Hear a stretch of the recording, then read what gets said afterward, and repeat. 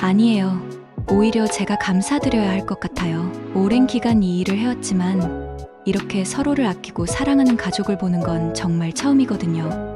덕분에 저도 많이 배웠습니다. 3일간의 모든 일정이 끝나고 가족분들께 제가 먼저 드린 말이었습니다. 오랜 기간 장례지도사로 일해왔지만 솔직히 가족에게 감동을 받은 적은 별로 없습니다. 대부분의 장례는 슬프거나 안타깝거나 때로는 답답한 순간의 연속이었으니까요. 그런데 화장장에서 돌아오는 버스 안에서 저는 처음으로 마음이 뭉클해지는 것을 느꼈습니다. 한 줌의 제가 된 할머니를 모시고 집으로 향하는 길. 보통은 조용하고 무거운 분위기인데 이번엔 조금 달랐습니다. 가족들이 서로 손을 잡으며 조용히 기도하고 할머니와의 추억을 나누고 있었습니다. 문득 깨달았습니다. 아, 내가 지금 감동받고 있구나. 솔직히 말하면 장례 기간엔 좋지 않은 일들이 더 많습니다. 상속 문제로 다투시거나 서로의 효심을 자랑하며 경쟁하시거나 심지어 말도 섞지 않고 서로를 째려보기만 하는 경우도 있거든요. 그래서 이런 따뜻한 가족을 만나는 게 더욱 특별하게 다가왔는지도 모릅니다. 빈소 문을 열고 들어서는 순간부터 느꼈습니다. 보통 첫날엔 누가 뭘 할지, 비용은 어떻게 나눌지 같은 현실적인 이야기가 먼저 나옵니다. 때로는 평소 쌓인 감정이 터져나와 냉랭해지기도 하고요. 그런데 이 가족은 달랐습니다. 할머니의 손자가 작은 목소리로 말하더군요. 할머니가 꽃을 참 좋아하셨어요. 국화 말고 장미도 좀 놓을 수 있을까요? 그러자 며느님이 따뜻하게 답했습니다. 어머니께서 장미 향수도 쓰셨잖아요. 좋은 생각이에요. 사실 이 가족은 경제적으로 여유롭지 않아 장례 비용 때문에 고민이 많으셨습니다. 그런데도 서로 탓하지 않고 오히려 서로의 짐을 덜어주려 했습니다. 형님, 제가 조금 더 낼게요. 아니야.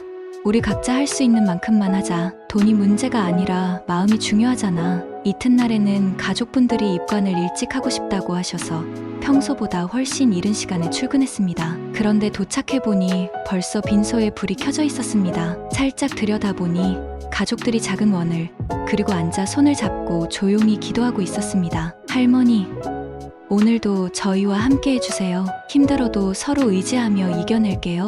나중에 알고 보니 할머니가 살아계실 때부터 매일 아침 이렇게 기도하는 게 이 가족의 일상이었다고 합니다. 점심시간에는 누군가 배달 음식을 시키자고 하니 집에서 해온 거 있다며 서로 챙겨온 음식을 나누었습니다. 경제적으로 넉넉하지 않은 상황에서도 서로를 배려하는 마음이 고스란히 느껴졌습니다. 고인이 한 줌에 제가 되어 나왔을 때 가족들은 눈물을 흘렸지만 서로를 감싸며 말했습니다. 할머니, 이제 아프지 마세요. 주님 곁에서 편히 쉬세요.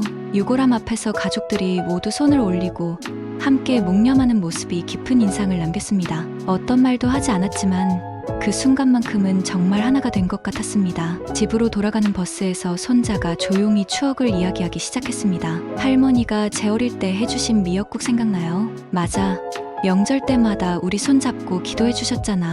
할머니 목소리로 찬송가 부르시던 것도 하나둘씩 슬픔이 아닌 감사한 기억들로 그 시간을 채워나갔습니다. 제가 본 것은 고작 3일이었지만 그 안에는 이 가족이 평소 어떻게 살아왔는지, 슬픔 속에서도 어떻게 서로를 위로하는지, 그리고 앞으로도 어떻게 함께 살아갈지가 모두 담겨 있었습니다. 경제적으로는 어려웠지만 서로를 향한 마음만큼은 풍족했고, 돈이 많고 적음이 아니라 서로를 향한 마음이 진짜 중요하다는 것을 다시금 깨달았습니다. 모든 일정을 마치고 저는 감사 인사를 하는 가족분들께 제가 먼저 배웠다고 말씀드렸습니다. 손자분이 놀란 표정으로 저희가 뭘 특별하게 했는지 물으시더군요. 특별한 게 아니라 당연한 걸 당연하게 하셨어요. 그런데 요즘엔 그게 참 어려운 일이거든요. 정말 고마웠습니다. 그때 며느리분이 눈물을 글썽이며 말씀하셨습니다. 고인께서는 항상 가족이란 비가 올 때 함께 쓰는 우산 같은 것이며 조금 불편해도 서로 젖지 않게 해주는 것이라는 말씀을 해주셨다고요. 가족은 서로 사랑하라고,